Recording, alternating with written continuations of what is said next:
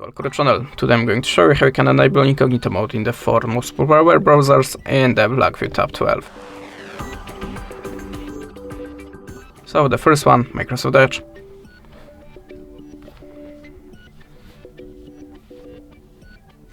Sorry about that.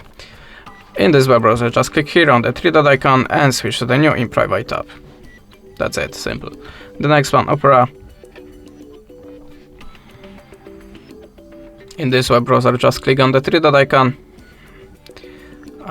Sorry, not 3-dot icon. Click on the tab icon, switch to private, and click on the red plus to add a tab. The Firefox. If you see this welcoming screen, just click here on the zero mask. If the background is purple, that means you are in the incognito mode. But if you have any tab open, click on the tab icon here, switch to zero mask, and click on the plus private. The next one, Google Chrome. Sorry, I have to pass the setup again.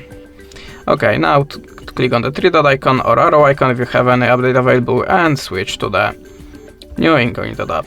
And now in the incognito mode, your history, cookies, files, completed forms, even learned words from the keyboard will be not saved. That's it. Thanks for the watching. Leave us a subscribe or a comment, and goodbye.